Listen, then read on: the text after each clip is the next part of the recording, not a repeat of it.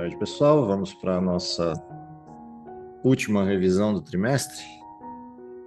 Chegamos ao final de mais uma lição, nesse caso em específico, uma lição que termina com 12 e não com 13 lições por conta do nosso ajuste de calendário.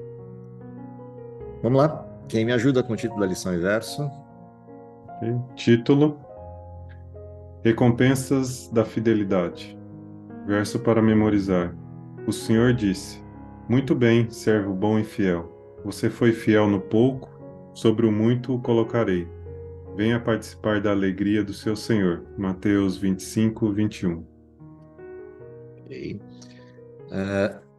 obviamente, a lição dessa semana ela tem uma preocupação bem nítida, bem clara, que é o fechamento de toda a discussão do tema mordomia, e não podia ser diferente a gente voltar a uma parte desse tema, que é a questão da teologia da prosperidade versus a estrutura de recompensas que a Bíblia apresenta estejam destinadas àqueles que seguem a vontade de Deus. E isso sempre vai ser um tema sensível por pelo menos duas razões principais.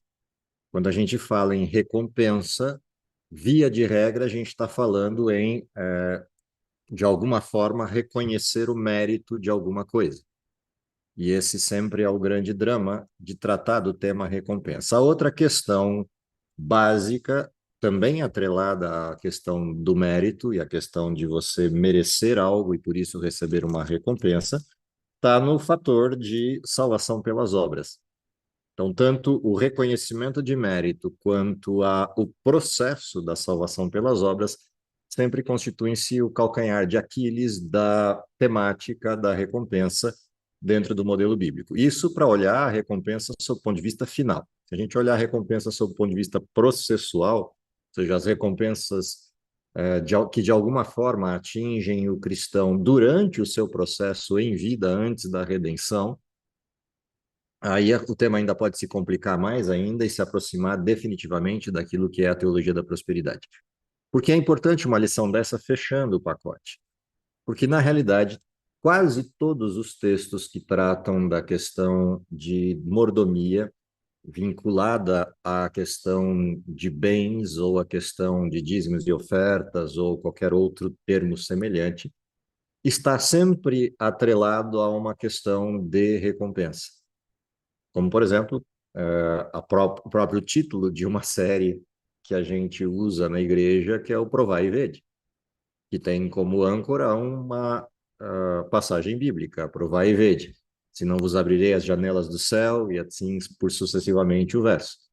Ou seja, o tema recompensa está presente na Bíblia, o tema recompensa atrelado à obediência também está presente na Bíblia, e a grande questão é entender por que recompensa existe na Bíblia se de ponta a ponta a gente define a ideia de salvação como um ato da graça, a gente postula o ato da redenção como um ato misericordioso de Deus e que não há qualquer possibilidade de meritocracia embutida nesse ato. Há duas questões importantes aqui. Uma delas é didática, como várias coisas na estrutura do Evangelho são pura e simplesmente didáticas, ou seja, é Deus traduzindo o Evangelho, traduzindo a doutrina, traduzindo suas intenções e sua compreensão da verdade, no sentido pleno dela, de uma forma que possamos entender, lidando com sujeitos infantis e reconhecendo nossa fragilidade. Esse é um aspecto. Outro aspecto é a questão de que, apesar da questão de que tudo é graça, a terminologia de entregar algo a alguém e entregar algo a alguém no fim de uma jornada vinculado a uma escolha, trata-se de uma forma de recompensa. Ainda que essa recompensa não tenha mérito no sujeito que a recebe, e sim no sujeito que a concede, há uma questão envolvida nessa recompensa, que é a escolha. Então, todo aquele que escolhe servir a Deus, ainda que não o faça de maneira completa, no sentido da perfeição absoluta, ainda que não tenha competência para fazer frente ao julgamento de Deus, de alguma forma representa isso que pode ser coberto pela graça. Ou seja, a graça cobre a escolha. A graça não cobre a ausência de escolha. E aqui está uma questão importantíssima do modelo de recompensa na forma bíblica. Ou seja, entender que o processo de recompensa está atrelado a um processo de escolhas. Então, se há sim algo a ser feito pelo cristão, esse algo é escolher Deus. E sim, é resultado dessa escolha a prática que se segue, ainda que com os defeitos humanos, ainda que com a falta que dependa da misericórdia cobrir, será ainda assim um ato de entrega, um ato de disposição de servir a Deus. É nesse contexto que aparece o desenho de recompensa em todo o percurso da lição dessa semana que a gente vai estar estudando. O verso que abre a lição é um verso que está atrelado ao sermão profético de Jesus, lembra? Mateus 24 e 25 retratam a perspectiva da vinda do reino no sentido último da história, que é a manifestação do Cristo, Rei dos Reis, Senhor dos Senhores, como promessa última do cristianismo. E aí vem, o Senhor disse, muito bom, servo bem e fiel, foste fiel no pouco, sobre o muito te colocarei, vem e participa da alegria do seu Senhor. Esse verso é o retrato de um processo final de avaliação. E aqui começam algumas questões importantes da gente parametrizar no que diz respeito à escolha por Deus. Como eu disse, uma coisa é eu encarar a perfeição das obras humanas, o que é intangível e impossível. Outra coisa é eu encontrar a intenção das ações humanas vinculadas à entrega a Deus, que é exatamente o que a gente tem aqui. Foste fiel, no pouco, sobre o muito te colocarei. Para cada um dos seres humanos, Deus confia um legado e uma missão. Um legado enquanto conhecimento, doutrina, abordagem, talentos e bens, e numa outra questão importante está aquilo que ele nos confia para cuidar, que normalmente está atrelado às coisas físicas que temos tangíveis no ambiente humano. Dentro dessa perspectiva, a recompensa está atrelada à fidelidade, é a primeira das lições da lição dessa semana. Ou seja, Deus responsabiliza os seus filhos com funções. Todas essas funções ligadas basicamente a um mesmo lugar, a um mesmo final esperado, que é a salvação. E nesse caso específico, a salvação de outras pessoas. Porque entende-se que aquele que é filho de Deus já recebeu salvação para si, no sentido da graça que lhe atingiu. E a responsabilidade que lhe é colocada sobre as costas é a responsabilidade de conferir salvação aos outros. E isso se faz por N formas, desde a questão do testemunho pessoal, a questão da postura daquele que crê, até a pregação ativa do evangelho no sentido pleno. Portanto, sim, a primeira recompensa que a gente tem atrelada à vida do cristão é a resposta fiel do cristão. Tanto que, se a gente vai a Apocalipse, uma das expressões muito conhecidas do livro de Apocalipse, quando a gente lê a sequência das cartas às igrejas e vai lá para a igreja de Esmirna, a gente vai encontrar essa referência presente lá: ser fiel até a morte. Dar-te-ei a coroa da vida. Portanto, fidelidade está atrelada à questão da salvação no sentido mais amplo dessa história. Primeira lição, então, a ser aprendida dentro do nosso estudo dessa semana é que todo cristão tem uma responsabilidade de ser fiel, porque ele escolheu ser. Portanto, ele não é fiel para receber algo, ele escolheu ser fiel e, portanto, recebe algo em função disso. E essa fidelidade é parte do dom de Deus a todo aquele que crê. Inclusive, a própria fé é um dom de Deus, embora ela dependa de uma escolha humana, de uma disposição humana de resposta a essa ação de Deus. Na sequência, a lição nos leva a um outro tipo de recompensa que tem a ver com a história do pecado em si. O pecado, na versão de Romanos, se a gente olha com atenção, ele tem um resultado direto, simples, prático e direto. O salário do pecado, morte. Não há como escapar disso. Todo ser humano que nasce nesse mundo nasce dentro dessas condições. seja no sentido da degeneração produzida pelo pecado, que conduz à morte no sentido físico ou fisiológico falando, ou a morte no sentido pleno, que é o sentido mais presente nesse texto, que é a morte eterna. O salário do pecado é a morte eterna, ou seja, é a extinção. Em contrapartida disso, a gente tem a resposta de Deus, o dom gratuito de Deus é a vida eterna em Cristo Jesus, que é o que a gente encontra tanto em Romanos 6:23 quanto em João, lá no capítulo 3, verso 16, quando a promessa do primogênito é desenhada com todas as letras por João nesse texto.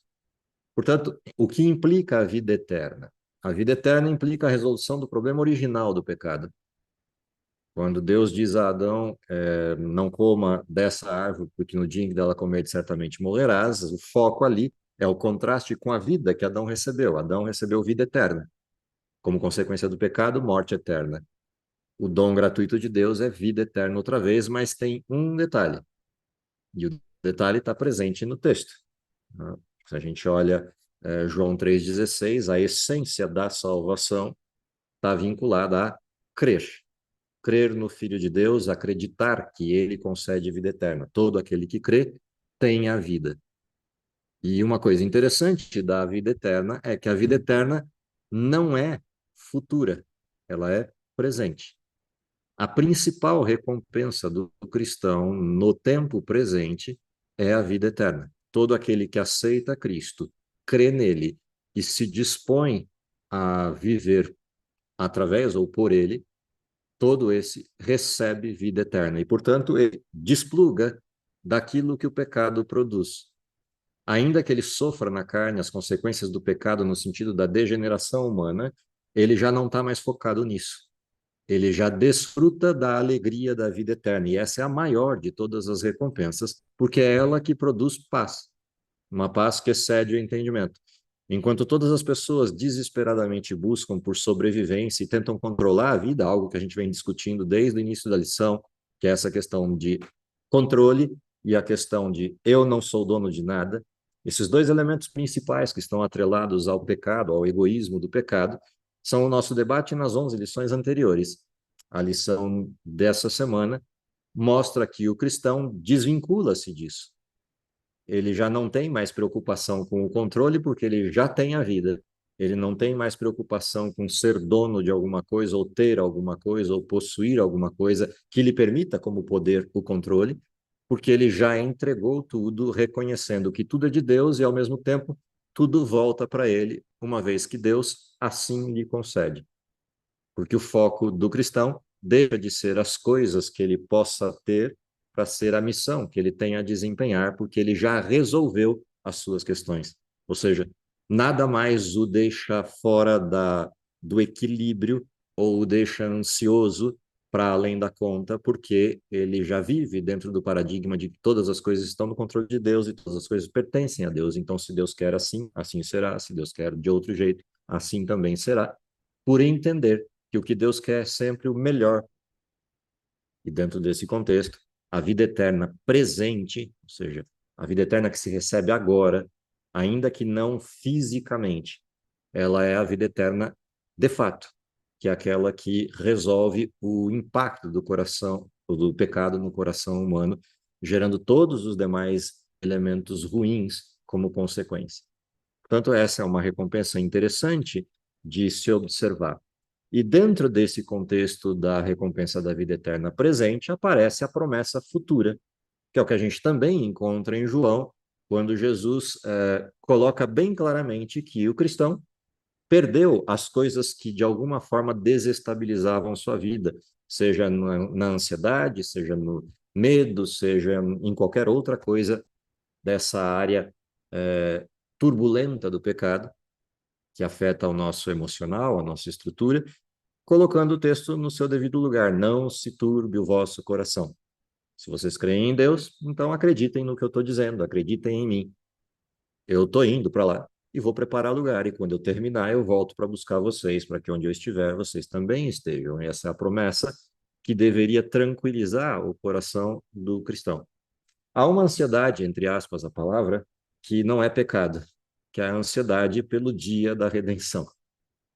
Ainda assim, se ela se transformar em ansiedade mesmo, ela vira pecado. Mas, no sentido metafórico do termo, essa ansiedade é uma ansiedade boa, no sentido de que o cristão vive a expectativa da chegada do céu e vive a vida aqui na certeza da sua missão. E essa passa a ser a forma como o ser humano lida com as questões do pecado. Outra recompensa que aparece como foco de estudo para a lição dessa semana é a recompensa da Nova Jerusalém. E aqui a gente vai para uma questão bem física da recompensa. Afinal de contas, a descrição que Apocalipse faz da nova terra é uma descrição para lá de ampla no sentido da estrutura física do que está guardado para aqueles que creem. E é interessante, porque quando Jesus diz, vou fazer moradas, a referência da Cidade Santa como retorno a esse mundo ao fim da história, e a recompensa da Cidade Santa como início do milênio e desfrutar dos 1000 anos de paz, é uma recompensa bastante interessante no sentido de materialidade da redenção. Ou seja, a redenção não é um processo etéreo, não é um processo metafísico abstrato, de seres espirituais, fumacinhas vagueantes, fantasminhas camaradas que ficam por aí pelo universo sem muito o que fazer, ou sujeitos zens que ficam o resto da eternidade zumbindo e inclinando sua cabeça diante de uma luz eterna. Não tem nada a ver com isso a redenção. A redenção é um processo físico de seres que foram criados para ser felizes, para viver a realização plena dos seus desígnios, do seu pensamento. Afinal de contas, Deus criou seres racionais. Deus criou seres que são conscientes da sua existência. Eles não só pensam, mas eles têm certeza de quem são. E, portanto, buscam realização, e não há nenhum pecado nisso, essa realização por toda a eternidade. Porque a felicidade está atrelada à capacidade de realizar, de criar, de desenvolver, de colocar toda a expressão da genialidade humana em exercício.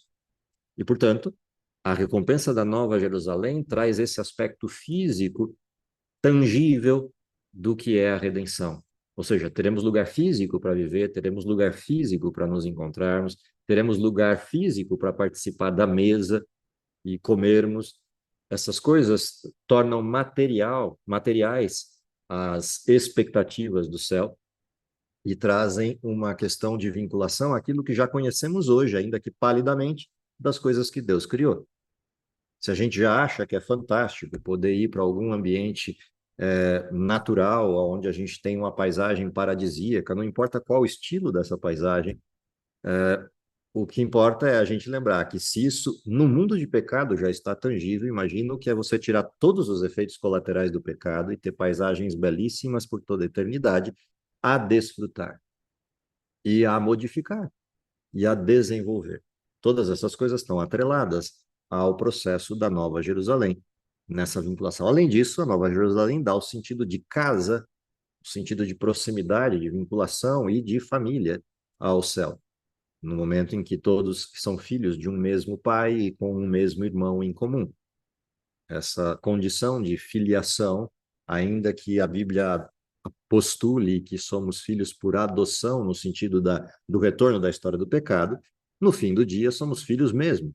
Afinal de contas, Deus criou a todos, Satanás não criou ninguém. Ele conquistou várias pessoas, mas não criou ninguém.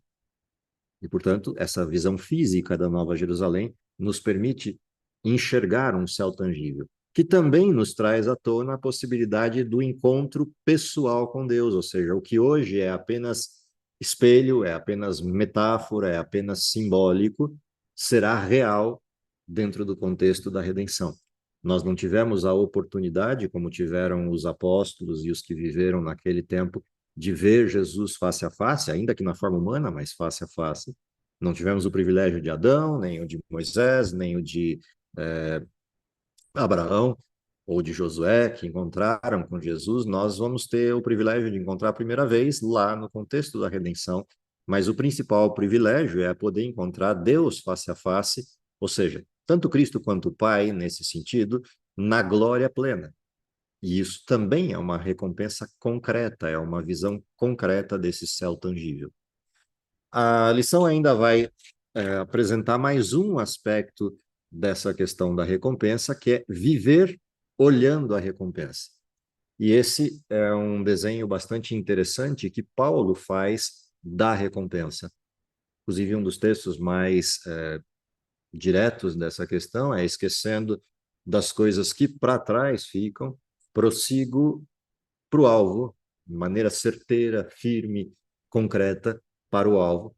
E ele pontua nessa questão do esquecimento do que fica para trás e no foco que ele tem no alvo, o centro disso, o prêmio da soberana vocação, a qual o Senhor Cristo. Essa estrutura do prêmio, que ele coloca como fundo da tela, como fundo da cena, está bem longe da discussão, embora ele use a mesma metáfora dos seus dias, das Olimpíadas ou dos jogos típicos da Grécia ou de Roma, ele olha para bem além disso. A recompensa, o prêmio da soberana vocação, que ele pontua ali, assim como todas as outras expressões, como a de Hebreus, etc., que falam do galardão, o prêmio para ele está ligado à vocação. Ou seja, o prêmio da soberana vocação tem a ver com o que foi a vocação. Qual é a vocação de Paulo? Paulo, apóstolo de Cristo. Qual é o prêmio da soberana vocação? O próprio Cristo. Portanto, de todos os prêmios que possam existir, tangíveis ou intangíveis do céu, o maior de todos eles é estar com Cristo. Afinal de contas, ele viveu por Cristo. Ele morreu por Cristo. E o maior prêmio que ele pode receber é encontrar com Cristo. Portanto, há um alvo, há um foco bastante claro na vida do cristão, que é esse momento do encontro, esse momento de ver a Cristo face a face, esse momento de encontrar com Jesus. O cristão que mantém isso em mente o tempo todo, ele vai na direção correta e vai tomando as decisões corretas ao longo da vida, ainda que os percalços do caminho possam eventualmente atrapalhar alguma coisa ou até desvirtuar alguma coisa em algum momento, mas ele recupera rapidamente o foco, volta para o caminho, se entristece com o erro, mas esquece do que está para trás e volta a caminhar na direção correta. Portanto, esses 4 aspectos, né, da lição dessa semana, ou seja, a perspectiva de que a recompensa existe, a recompensa está ligada à fidelidade, de que a recompensa pode ser obtida já, como um processo de vida. A recompensa é tangível, palpável e concreta em vários dos seus aspectos, como a Nova Jerusalém expressa. E a vida do cristão ser pautada a partir desse foco em Cristo, como sendo a recompensa principal de todas as recompensas, tudo isso junto deveria mover o cristão na forma e direção corretas para esse final esperado, que é o céu. Lembrando que, por mais que a gente pinte todas as questões misericordiosas e de graça presente nisso tudo, há uma escolha legítima a ser feita, há uma escolha real a ser feita, e ela não é uma escolha superficial. Afinal de contas, haverá sim um acerto de contas ao final. E nesse acerto de contas, alguns passarão e outros não passarão a recompensa. Lembrando que esse acerto de contas tem a ver com aquilo que Deus nos confiou. Em primeiro lugar, nós mesmos, no sentido da escolha por Deus, e em segundo lugar, tudo aquilo que Ele nos confia, enquanto capacidades, habilidades, bens, recursos, potencialidades a serem aplicados na obra ou na missão de pregação do Evangelho, na forma direta ou indireta dele, no suprimento das deficiências produzidas pelo pecado a pessoas que são menos favorecidas. Todo esse conjunto de coisas tem a ver com o ser mordomos. E o acerto de contas tem a ver exatamente com isso. Parábola que a lição vai trazer à tona, são 2 especificamente, mas na realidade atreladas ao mesmo desenho, que é a parábola das 10 minas ou a parábola dos talentos. Ambas recuperam, resgatam essa noção de que somos mordomos. O que era dono de tudo nos confiou bens, esperando que os investíssemos de maneira adequada. Ou seja, quando Deus nos confia as coisas, bens, talentos, etc., quando Ele nos confia essas coisas, Ele nos confia para uma missão: duplicar essas coisas, triplicar essas coisas, quintuplicar essas coisas. Não no sentido físico, ainda que possamos fazê-lo. Não no sentido pura e simplesmente material, ainda que possamos fazê-lo. Mas o sentido da parábola é o quanto a gente transforma esse material no bem maior. Se o bem maior do céu é conhecer Cristo, o bem maior de Cristo é conhecer os salvos. Se o bem maior para nós é a pessoa de Cristo, o bem maior para Cristo é cada um dos seres humanos que ele criou. Portanto, nosso papel é a aplicação de tudo que somos ou temos na direção de salvar, ou seja, trazer de volta para Cristo aquilo que é dele, as pessoas que habitam esse mundo. Obviamente, tudo isso atrelado sempre ao livre-arbítrio das pessoas, mas a nossa responsabilidade é, do mesmo jeito que Cristo, continuar tentando. Ou seja, aquela expressão de Apocalipse 3:20, eis que estou à porta e bato, se alguém abrir, entrarei, serei com ele, ele comigo, é uma expressão que vale para Cristo, mas vale para todos os que aceitam a Cristo. Ou seja, no momento que alguém aceita a Cristo, ele passa junto com Cristo a bater na porta. Ou seja, o que bate a porta é Cristo no sentido metafísico, no sentido espiritual, mas é cada um dos cristãos no sentido físico. É o sentido da expressão de Mateus 24, e este Evangelho do Reino será pregado em todo o mundo, em testemunha a todas as gentes, então virá o fim. Nossa responsabilidade, que está no verso 13, a manifestação do amor, é constante. Ou seja, bater a porta constantemente é a nossa responsabilidade na aplicação dos recursos, talentos, dons, ou chame do que quiser, todo esse pacote de coisas que Deus nos dá no sentido físico ou não físico, para aplicarmos a missão. Que o estudo dessa lição, da lição dessa semana, de alguma forma, feche, não no sentido só temático, mas no sentido de coroamento daquilo que a gente vem discutindo conceitual e praticamente ao longo da lição do trimestre, para que vire, de fato, o nosso alvo na compreensão do que significa ser mordomos. É o meu desejo para vocês e para mim nessa semana, quando recapitulamos a lição. Vamos orar? Querido Pai que está nos céus, te agradecemos pelo dom da vida, pela oportunidade que temos de vivermos como teus filhos, de sermos mordomos da tua causa e da tua casa.